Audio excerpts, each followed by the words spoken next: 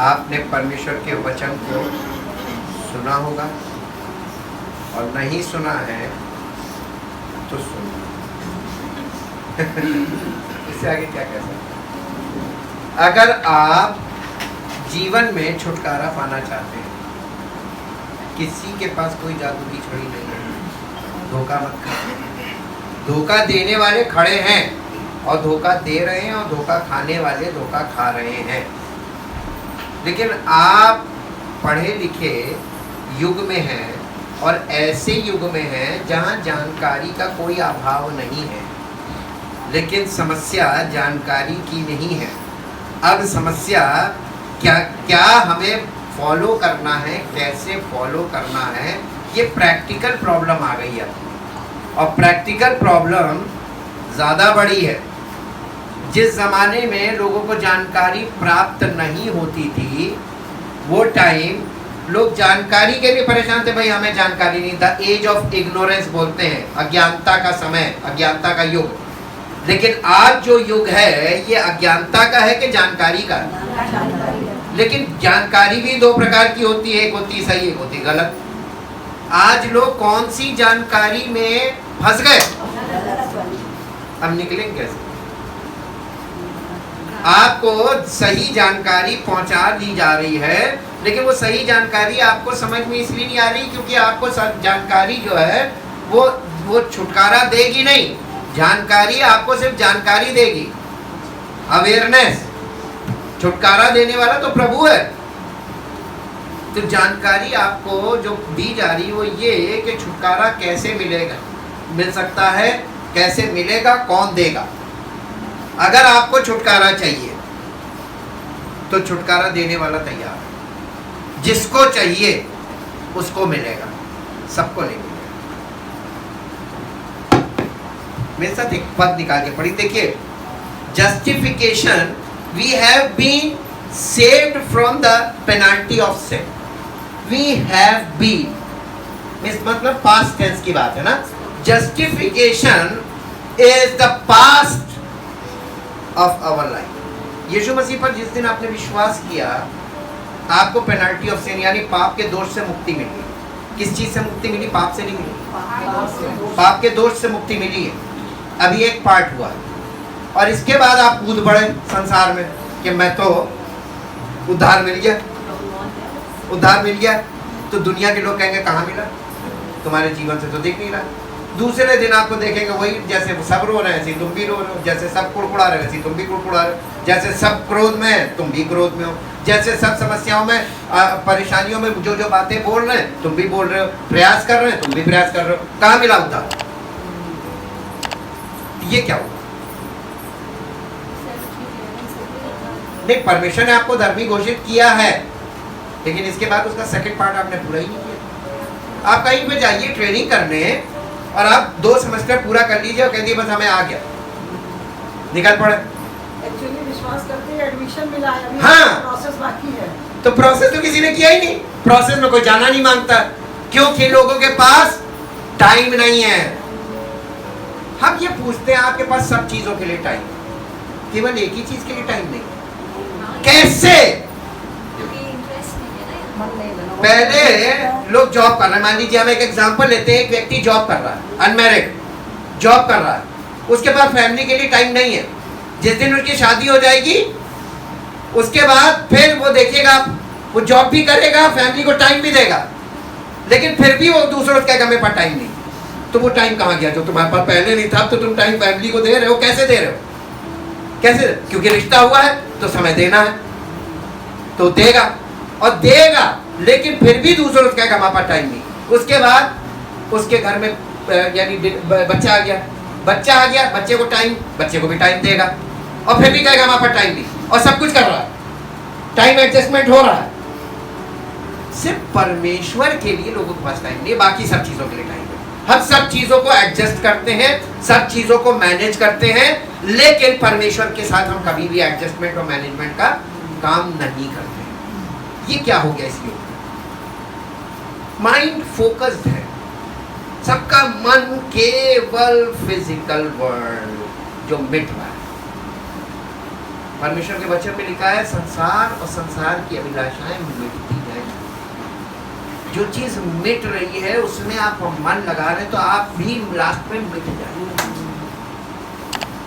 परमेश्वर में मन कब लगेगा? जब मिट जाए। इसीलिए परमेश्वर ने सबके लिए ऑप्शनल रखा, ये ऑप्शनल है। इसके साथ साथ देखिए ये जस्टिफिकेशन हो गया एक बार में।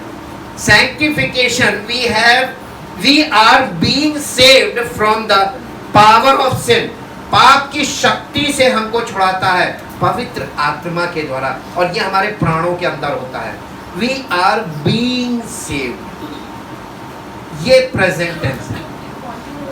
हाँ, ये कंटिन्यूअस टेंस है, प्रेजेंट कंटिन्यूअस टेंस। ये आपका प्रेजेंट से शुरू होगा, कंटिन्यू करेगा, ठीक। उसके बाद तीसरा पार्ट शुरू होता है glorification. Glorification, we will be saved from the presence of sin. We will be saved, ये पास्ट है, ये हमारा फ्यूचर, ये हमारा फ्यूचर है। हर व्यक्ति अपने फ्यूचर को लेकर परेशान है। शुरुआत कहाँ से करेगा? फ्यूचर से कि प्रेजेंट से? अरे पढ़े लिखे लोगों, पढ़े लिखे युग के लोगों, जब आप प्रेजेंट ही अपना सही नहीं कर पाएंगे, वहां से शुरुआत सही नहीं करेंगे, पास्ट आपका सही नहीं होगा तो प्रेजेंट नहीं सही होगा, प्रेजेंट नहीं सही होगा तो भविष्य भूल जाओ। अब हम आपको बताते हैं यीशु मसीह हमें अनंत जीवन देने आया था। ये तीन पार्ट है। ये तीन पार्ट कैसे? Justification is when we receive eternal life. Justification का मतलब है वी रिसीव इटर्नल लाइफ। अब इसके बाद sanctification is when we learn to live within eternal life. हम अनंत जीवन में कैसे जिएंगे इसको हम सीखते हैं सैंक्टिफिकेशन में, the second part. And the third part, glorification, is when we fully experience eternal life. तो ये eternal life का जो वो है प्रोसेस है, जस्टिफिकेशन से शुरू होता है, ग्लोरिफिकेशन पे कंप्लीट होता है। This is the course.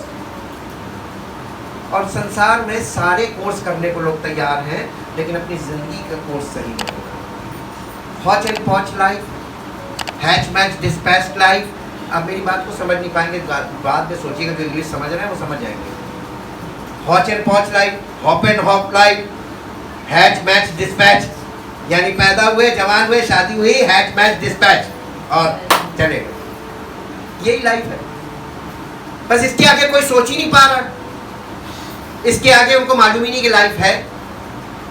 Jesus said eternal life किसी को नहीं चाहिए, किसी को नहीं चाहिए। मैं आपको पक्का बता रहा हूं, अगर जिसको चाहिए होगी वो इसमें जुट जाए, और इसमें जुटना पड़ेगा बिना। और मालूम कैसे? वो ये नहीं कहता कि सब कुछ छोड़कर, वो कहता सब कुछ करो और फिर मेरे साथ।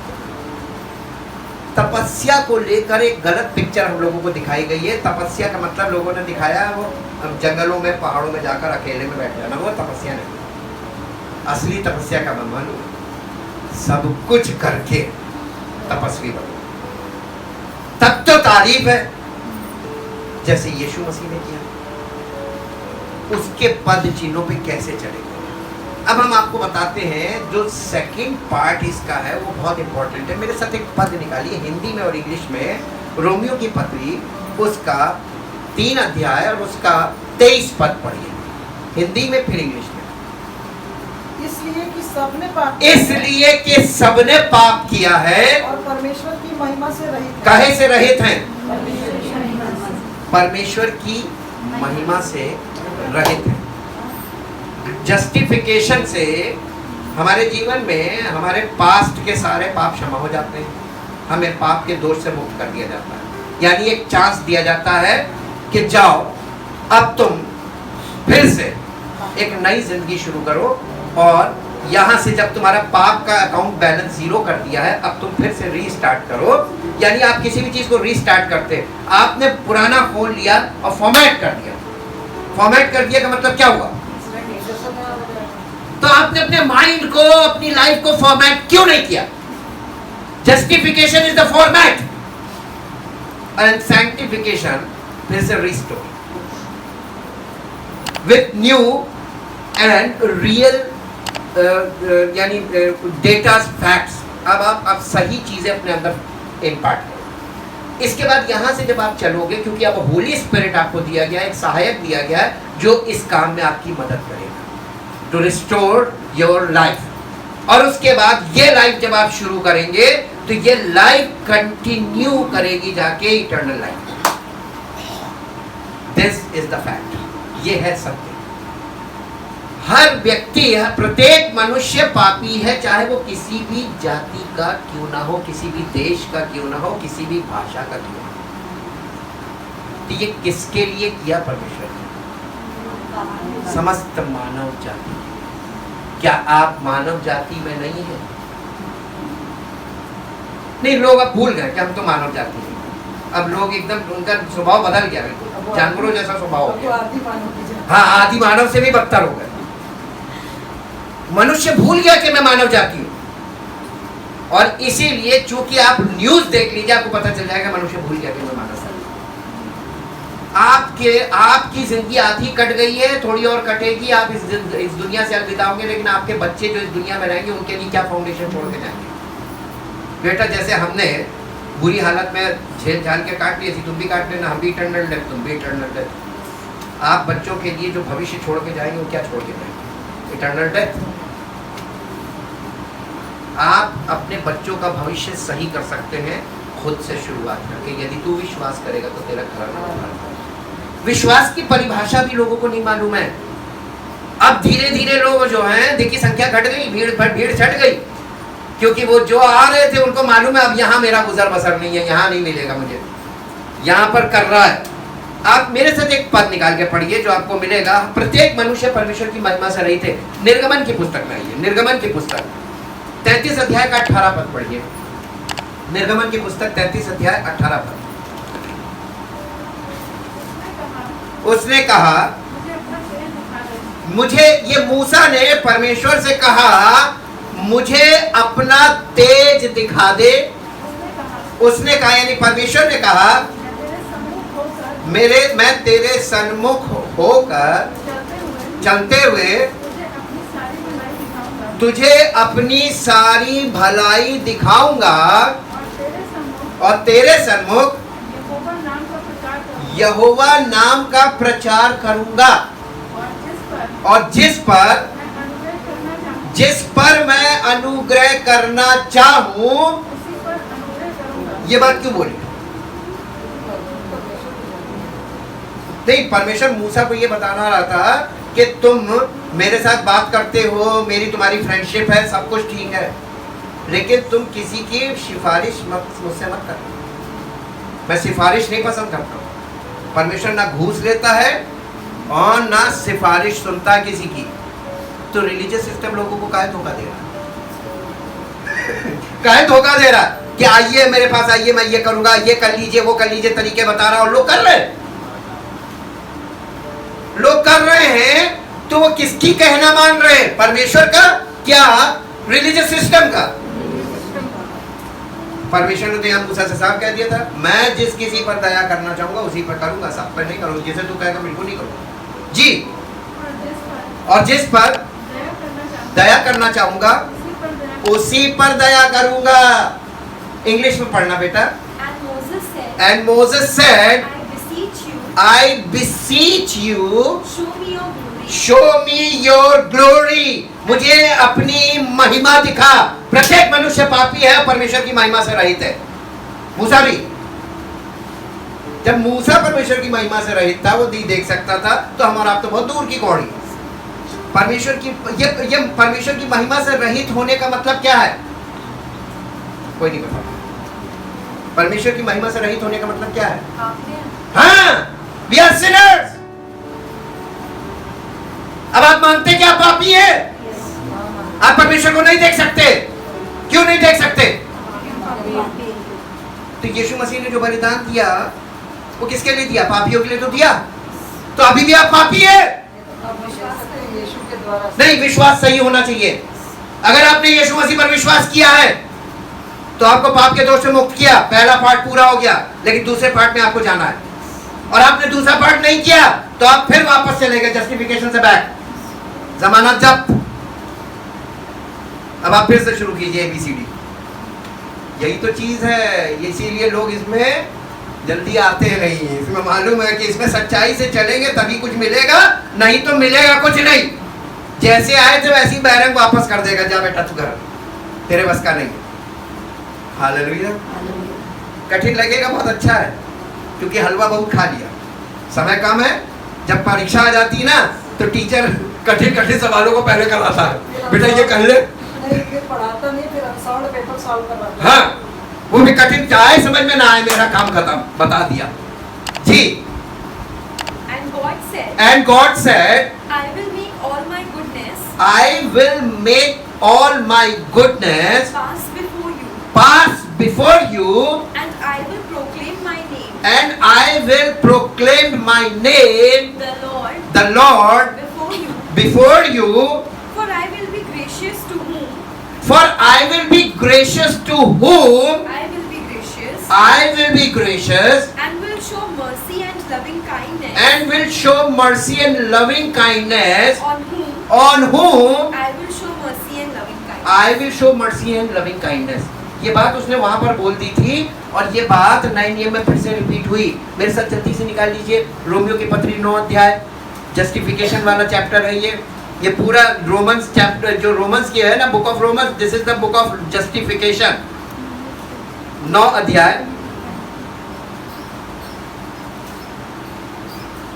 9 अध्याय का 14 पद पढ़िए।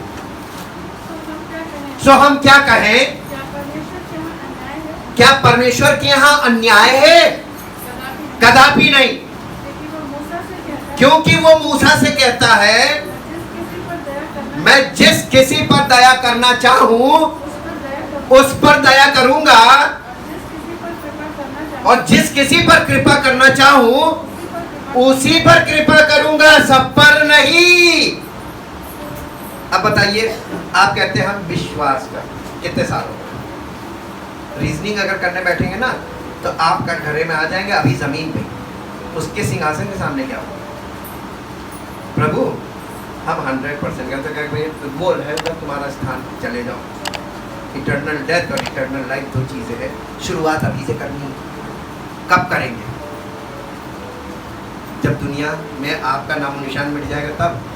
अभी तो सोच रहे हो, और सोच लीजिए, तब तक वचन सुनिए और सोचिए, समय घटता जाएगा और सब निपटते जाएंगे। एक वर्ष मेरे साथ पढ़िए जो आपको मिलेगी, यूहन्ना रचित सुसमाचार 15 अध्याय का 8 पद। यूहन्ना रचित सुसमाचार 15 अध्याय का 8 पद। मेरे पिता की महिमा, देखिए मेरे पिता की महिमा, तुम विश्वास करते हो तो मेरे पिता की महिमा होती नहीं। विश्वास तो सब करते हैं। अभी हम 1000 लोग यहाँ पे खड़े हो, 10,000 खड़े हो, लाख खड़े हो, हम पूछेंगे विश्वास करते हैं? हाँ, सबके हाथ ऊपर। परमेश्वर कहता ना, मैं लोगों का ये एफिडेविट को मैं नहीं मानता हूँ। परमेश्वर के यहाँ एफिडेविट नहीं माना जाए। एफिडेविट का मतलब समझते हैं? एफिडेविट का मतलब होता है सेल्फ डिक्लेरेशन। Self declaration. आप एफिडेविट देखिए, बहुत से विभागों में, गवर्नमेंट में भी एफिडेविट मानने नहीं। हर आदमी सेल्फ डिक्लेरेशन देता है कि हम ये हैं, ये हैं, ये हैं, ये मेरी उम्र ये है, मेरा पता ये है, लेकिन बाद में जब जांच होती है सब गलत निकलता है। तो एफिडेविट मानने नहीं माना जाता है। एक एफिडेविट के बाद जब हम काउंटर 6 महीने बाद दूसरा मांगते हैं तो वो अलग आता है। वो अलग आता है, तीसरा अलग आता है। उसकी टाइमिंग भी बहुत कम होती है। सबको रिजेक्ट करना। ये लीजिए, यही पता चल गया, कोई भी सही नहीं, कोई सही नहीं। ये एफिडेविट है, हम विश्वास करते हैं, दिस इज योर डिक्लेरेशन। ये मान्य नहीं है वहां पे। तो वहां पे क्या मान्य है? अब पूरी दुनिया में तो यही खड़े, हम दास था, विश्वास, और धोखा खा रहे, धोखा दे रहे दूसरों को, और फिर भी नहीं चेत रहे। एक बड़ी अजीब मानसिकता आ गई है। ओहो, hard to bear and hard to deal, बिल्कुल सही लिखा है। अंतिम दिनों में कठिन समय आएगा, मनुष्य का स्वभाव बहुत विपरीत हो जाएगा। समझाने से कभी समझ में नहीं आएगा, क्योंकि वो समझना चाहेगा ही नहीं। तुम बोलते रहोगे, वो सुनता रहेगा, मानेगा कभी नहीं। Hard stubbornness. Thank you Jesus. तो आपको अनंत जीवन चाहिए? हम्बल क्वेश्चन, कितनों को चाहिए? बहुत थोड़े लोगों को चाहिए। कुछ लोग तो डर डर के आते हैं, पता नहीं मिलेगा कि नहीं। अरे इच्छा से करो, मिलेगा नहीं मिलेगा, फिर वो दौड़ में दौड़ो, कुछ तो रिजल्ट मिलेगा ही मिलेगा। गलत कामों के लिए इच्छा पहले हमेशा तैयार रहे। फिर 100% रिजल्ट नहीं मिलेगा, 60% मिलेगा, 40% मिलेगा, इच्छा तो करो। शुरुआत तो करो जी। मेरे पिता की महिमा इसी से होती है कि तुम विश्वास करो। बहुत सफल रहो। विश्वास की प्रतीति है कि फल लाओ। विश्वास का रिजल्ट क्या है? फल और सब लोग कहते हैं विश्वास करते हैं। वो पूछेगा फ्रूट, वो तुमने चढ़ा दिए किसको? वो फल लेके आते हो, मंदिर में चढ़ा देते हैं लोग भाई। किसको? मैं फ्रूट खाता नहीं, एक्चुअली मैं तो फ्रूट पैदा करता हूँ। एक्चुअली बच्चन का सारा सेंस स्पिरिचुअल होता है। हाँ। और लोग उसको फिजिकल कर देते यही तो कर रहे हैं। 5 फल चढ़ा दिए। यही और जिंदगी में 5 रिजल्ट खराब हो गए। चढ़ा रहे हैं। तो चढ़ा लो तो रिजल्ट कौन से अच्छे हो रहे हैं? जी इंग्लिश में पढ़ना बेटा। When you bear much fruit, When you bear much fruit, my Father is honored my Father is honored and glorified, and glorified, and you show and prove yourself and you show and prove yourself। to be true followers of mine. क्या लिखा है? Followers नहीं, true Hindi में बता दो बेटा। कि सच्चे तुम मेरे सच्चे चेले हो, इस बात को साबित करो फलों से, तभी तुम ग्रहण किए जाओगे। बताइए यहाँ पे, ये तो बहुत टफ चीज है, JEE का एग्जाम है। लेकिन हिंदी में क्लियर नहीं है। और ये सब तो कहते हैं हम विश्वास करते हैं। किस पे? क्या विश्वास करते हो? इतने सालों तक तुमने क्या विश्वास किया? तुम कहाँ खड़े हो? साबित आज तक नहीं हुआ। विश्वास मुझे पता कौन सा वाला 90%। हम विश्वास करते हैं, अभी सूजी का हलवा आएगा, मेरे मुंह में जाएगा, हम अंदर रखते हैं। ये तो देखिए 3 चीजें इंसान की असीमित, हमने पहले ही बता दिया, अनकंट्रोल्ड, इच्छा, कल्पना, भावना, और सब लोग इसी में फंसे हुए हैं। इसको एक वर्ड में क्या बोलते हैं मालूम आपको? ये 3 चीजें जो डिसऑर्डर है, इसको कहते हैं, इस मानसिकता को कहते हैं हाइपोथेसिस। हाइपोथेसिस। रिलीजन आपको क्या देता है? हाइपोथेसिस। इतनी ढेर सारी कहानियां और वो चीजें, ताकि आप उसमें बस कल्पनाओं में रहे कि मेरे साथ भी कुछ चमत्कार हो जाएगा।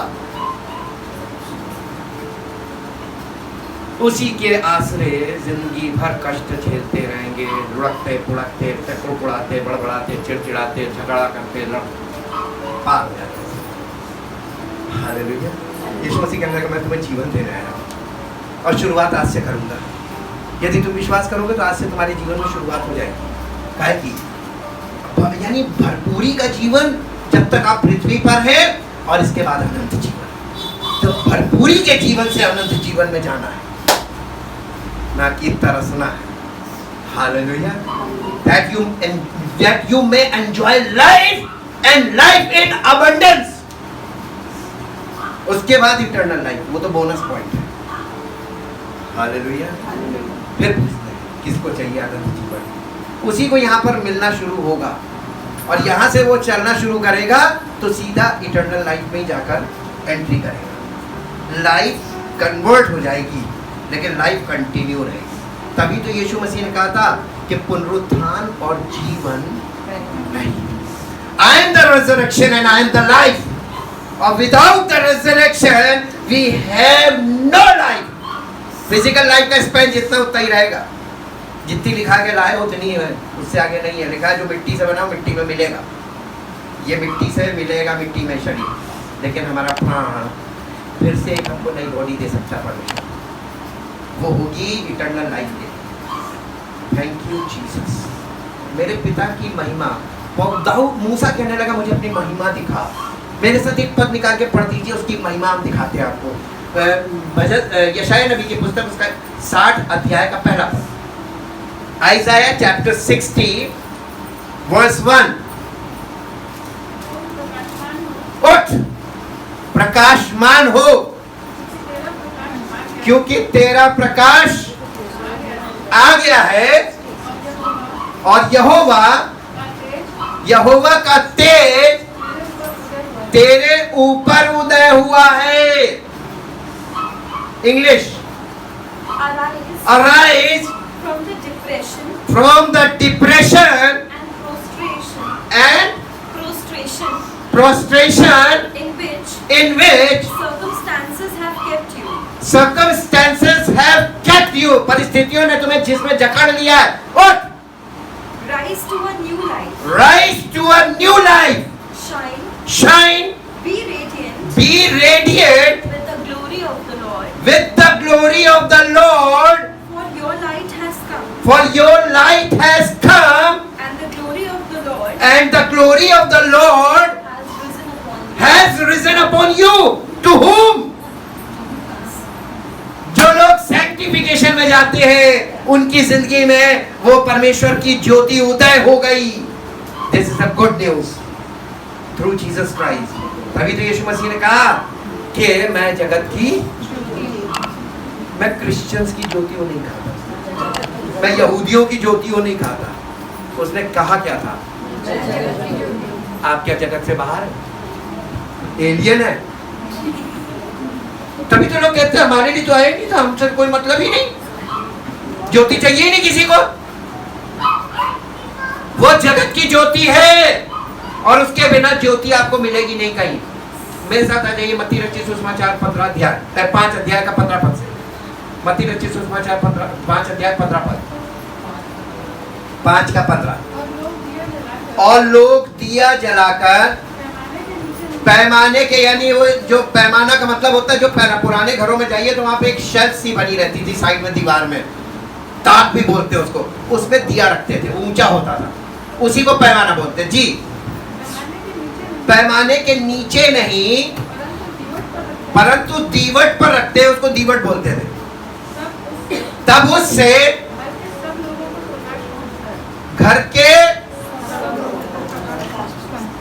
यदि तू विश्वास करेगा तो तेरा घराना उतार पाएगा। हम तो कहते किसी ने किया ही नहीं। अगर किया होता तो तुम्हारे घर में रोशनी जरूर होती, डिवाइन लाइट होती। और डिवाइन लाइट अगर एक व्यक्ति में एक मोमबत्ती जल रही है तो कम से कम सब घर के लोग जो आ रहे जा रहे सबको रोशनी मिलेगी कि नहीं मिलेगी? किसी को कोई काम करना होगा उसी लाइट में आके करेगा। एक ने भी विश्वास नहीं किया, but they self professed I am a believer. Believer की तो पोल खुल जाएगी अगर आप ढंग से देख लीजिए, पवित्र आत्मा के नजरिए से वचन को ही देख लीजिए लेटर में, तो सबकी पोल खुली धरी है जी। उसी प्रकार यीशु मसीह कह रहा है, अब ये देखिए कंपैरेटिव बोला था कि कोई व्यक्ति दिए को पैमाने से नीचे नहीं परंतु दीवट पर रखता ताकि घर के सब लोगों को प्रकाश मिले। उसी प्रकार किसका किसका उजाला? अब तो अंधेरा है, हमारे घर में अंधेरा क्यों है? बुझी मोमबत्ती कब जलेगी? देखो प्रभु जब चाहेंगे तब जलेगी। अरे तभी ये क्यों लिखा? अराइज, उठ, प्रकाश मानो क्यों लिखा? ये तो आप क्या है? जलाएगा किसको? जो जलने के लिए तैयार होगा उसी को तो जलाएगा। जबरदस्ती थोड़ी ना सीलन से निकाल के लाएगा, एकदम जिसकी वो पिक सब खराब है, वो मोम पिघल रहा है, ला इसी को जलाए। यूजलेस चीजें नहीं इस्तेमाल करता है वो, यूजलेस को लेता है, अपने योग्य बनाता है, फिर उसका इस्तेमाल करता है जी। मनुष्यों के सामने चमके, उसी प्रकार तुम्हारा उजियाला मनुष्यों के सामने चमके, तुम्हारे घर के लोगों के सामने नहीं, मनुष्यों के सामने चमके कि वे तुम्हारे भले कामों को देखकर तुम्हारी खूब तारीफ करें। हैं? परमेश्वर की महिमा कब होगी? हमारे कामों से परमेश्वर की महिमा होगी। हमें क्या मिलेगा? हमें अनंत जीवन दे तो रहा है, प्रतिदिन का जीवन भी दे रहा है, भरपूरी का जीवन भी दे रहा है, चंगाई से भरा जीवन दे रहा है, सामर्थ से भरा जीवन दे रहा है। और साथ में बोनस अनंत जीवन दे रहा है। लेकिन हमारे इसके बदले में हमको क्या करना पड़ेगा? महिमा किसकी होनी चाहिए? तुम्हारे भले कामों को देखकर। और मालूम है संसार में लड़ाई सिर्फ यही है कि मैंने कामों का श्रेय लेने की लड़ाई है। सारी लड़ाई की जड़ है कामों का श्रेय, मैंने किया। और परमेश्वर कहता है जो मनुष्य ने किया वो सब मैं मिटाता रहूंगा। साइंटिस्ट कर रहे हैं, मिटाता जा रहा है। बड़े बड़े लोग लगे हुए हैं, ये मैंने किया। वो कहता कहा ये ले, मिटा दिया। संसार और संसार की सारा ज्ञान सब नष्ट कर देगा। परमेश्वर के ज्ञान के आगे कोई ज्ञान टिका नहीं है और ना टिकेगा। वो कहता है कि तुम्हारा उजियाला लोगों के सामने इस प्रकार चमके कि तुम्हारे भले कामों को देखकर लोग उसकी बड़ाई करें। यही तो वो चाहता है हमसे। और हम क्या चाहते हैं? सब अपना अपना काम, मैंने किया कहता है कर ले। इंग्लिश में पढ़ दो बेटा। Nor do men light a lamp and put it under a peck measure.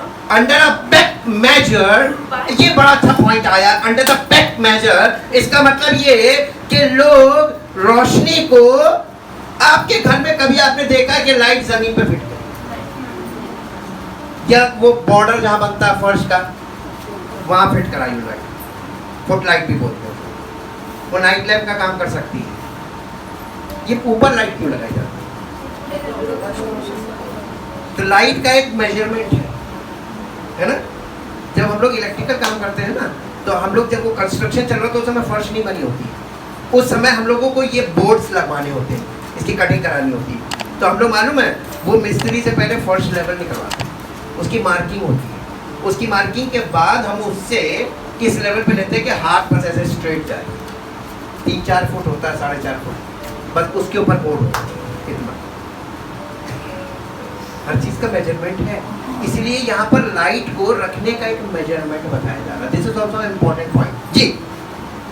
But on a lampstand, and it gives light to all in the house. to all in the house। यानी light को ऐसे level पे लगाओ कि वो सबको light मिले घर में जी।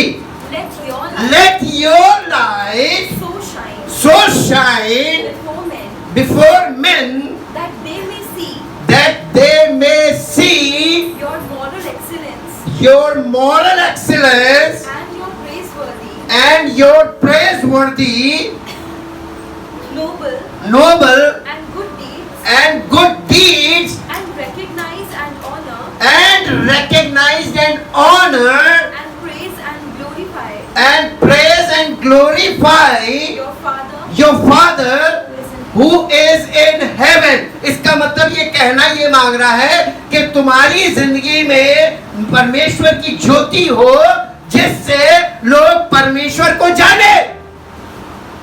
Living testimony, God is a light, और उसकी लाइट तुम्हारे जीवन से निकलनी चाहिए। विश्वासी आपको बहुत मिलेंगे, लेकिन where is the living testimony? एक वर्ड जल्दी से निकालिए जो आपको मिलेगी। निर्गमन की पुस्तक 20 अध्याय उसका 7 पद, the book of Exodus chapter 20 verse 7।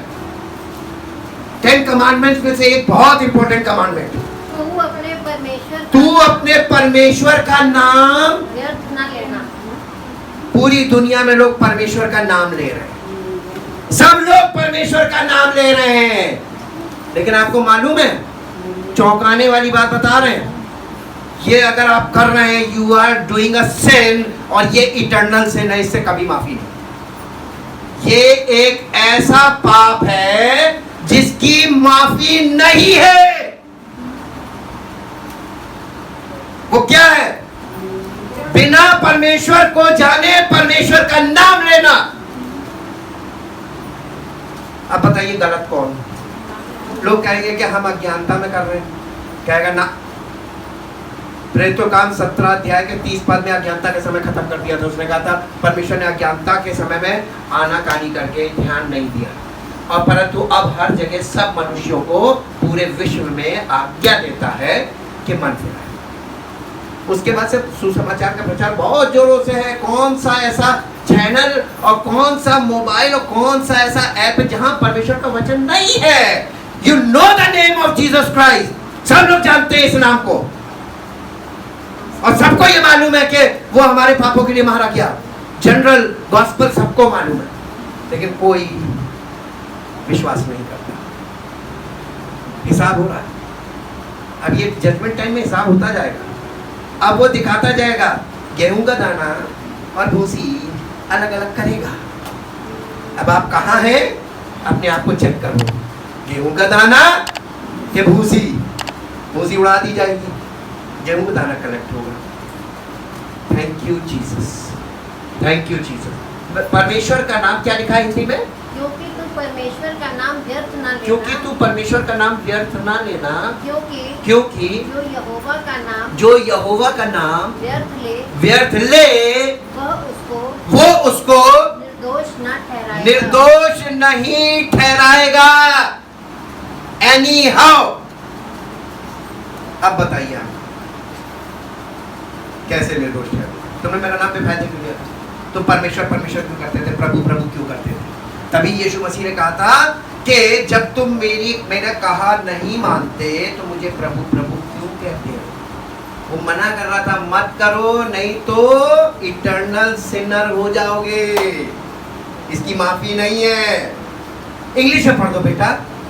You shall not use You shall not use or repeat or repeat the name of your Lord, the name of your Lord, your God, your God in vain. in vain, That is, lightly or frivolously, frivolously, in false affirmations, in false affirmations, or profanely, for the Lord will not hold him guiltless, for the Lord will not guilt him, hold him guiltless, who takes his name in vain. who takes his name in vain. जल्दी से मेरे साथ नए नियम में निकाल लीजिए। मरकुस रचित सुसमाचार 3 अध्याय का 29 पद। मरकुस रचित सुसमाचार 3 अध्याय 29 पद, हिंदी में फिर इंग्लिश में। परंतु जो कोई पवित्र आत्मा के विरुद्ध निंदा करे वो कभी भी क्षमा न किया जाएगा, वरन वह अनंत पाप का वो बाप का अपराधी है। क्या लिखा है? अनंत पाप का अपराधी ठहरता है। कर रहे हैं ना लोग गलती। ये क्या है मालूम है? आप इसकी बात को, ये बात अभी आप समझे नहीं है, अकल खोल लीजिए। परमेश्वर की बातें बहुत शार्प है, हाँ की हाँ, ना की ना, बस इससे आगे कुछ नहीं करता वो। इंग्लिश में पढ़ दो बेटा। But whoever speaks abusively against or maliciously misrepresents the Holy Spirit can never get forgiveness, but is guilty of and is in the grasp of an everlasting trespass. everlasting trespass. अनंत दंड आ जाएगा। मालूम क्या इसका हम आपको थोड़ा सा आसानी से बताते हैं। पवित्र आत्मा, यीशु मसीह पर पवित्र आत्मा उतरा। यीशु मसीह ने कोई ऐसी हरकत की जैसी आज लोग पवित्र आत्मा को रिप्रेजेंट कर रहे करते हैं, यही है गलत, इसकी माफी नहीं। बहुत खतरनाक चीज है। पवित्र आत्मा का माहौल बना। पवित्र आत्मा, पवित्रता, आपके अंदर पवित्रता, आपको पवित्रता में ले जाने के लिए परमेश्वर का आत्मा है। तो होली स्पिरिट इज गॉड, और गॉड जब आपके अंदर आ गया और आपने उसका माहौल बनाया, मिस रिप्रेजेंटेशन किया, ये बहुत खतरनाक बात है, इसका हिसाब करेगा। इसलिए मरकुस रचित सुसमाचार 12 अध्याय, मरकुस 12, जल्दी से आइए, मैं इस पॉइंट को यहाँ कंप्लीट करके खत्म कर दूं ताकि आपको ये कंप्लीट हो जाए कि हमें क्या नहीं करना है जो लोग कर रहे हैं। 12 अध्याय और उसका 31 पद पढ़िए। 12:31। और दूसरी ये है तो अपने 12:31, ये तो अपने पड़ोसी से नहीं 12:31, एक मिनट। नहीं मरकुस नहीं, मत्ती 12:31। आप लोग मरकुस में पढ़ो, वही हमने कहा मरकुस, बल्कि 12:30 से पढ़िए। जो मेरे साथ जो मेरे साथ नहीं नहीं, और मेरे विरोध में है, अब आप देखिए आप यीशु मसीह के साथ हैं या नहीं, बस इतनी सी बात बताइए। जो मेरे साथ नहीं वो मेरे विरोध में है। अगर आप यीशु मसीह के साथ नहीं हैं तो आप यीशु मसीह के, पहली बात तो क्लियर जी। और जो मेरे साथ और जो मेरे साथ नहीं नहीं बटोरता बटोरता वो वो बिखरता है। बिखराता है, बिखेरता है। इसलिए इसलिए मैं तुमसे कहता हूँ मैं तुमसे कहता हूँ कि मनुष्य का सब प्रकार का सब प्रकार का पाप और निंदा क्षमा पाप व निंदा क्षमा की की जाएगी, पर आत्मा की निंदा पर पवित्र आत्मा की निंदा क्षमा ना की क्षमा नहीं जाएगी। की जाएगी। अब आपको मालूम है पवित्र आत्मा की निंदा का मतलब क्या है? इसको इंग्लिश में बोलते हैं ब्लास्फेमी, ईश निंदा। आपने सुना होगा, इस पर कानून बना है। लेकिन ईश निंदा का मतलब मालूम आपको? ईश निंदा का मतलब परमेश्वर के वचन के अनुसार, 10 हुकुम के अनुसार, परमेश्वर का नाम बिना यानी व्यर्थ लेना और परमेश्वर को मिस रिप्रेजेंट करना, ये है ईश निंदा। पवित्र आत्मा हमारे जीवन में अगर नहीं है और हम लोगों से कह रहे हैं कि हमारे पास पवित्र आत्मा है, ये ईश निंदा है, इसकी माफी नहीं। नेवर शो योरसेल्फ कि आप होली स्पिरिट हैं। होली स्पिरिट तुम्हारे जीवन से वो रोशनी निकालेगा और पवित्र आत्मा के फलों के द्वारा तुमको प्रकट करेगा कि मैं यहाँ हूँ। Don't try to manifest the Holy Spirit in you.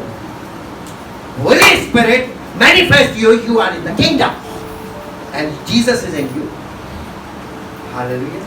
कहानी बिल्कुल उल्टी हो जाती है।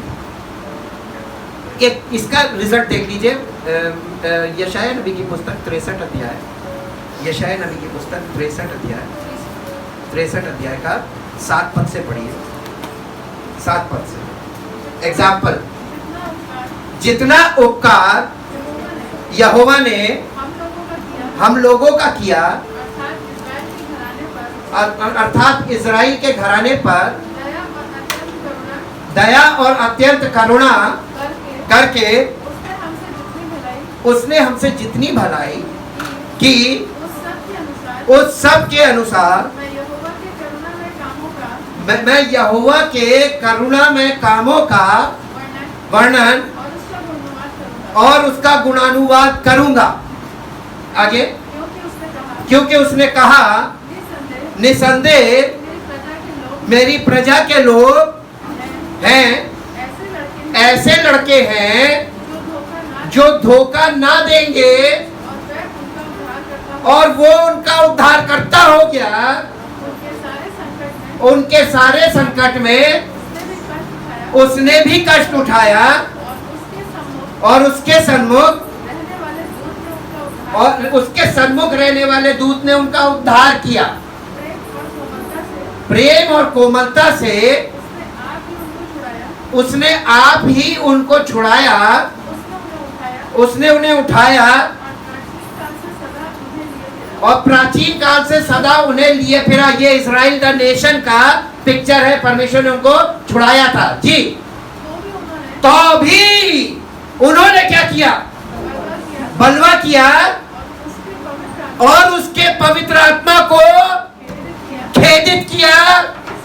इस कारण कौन?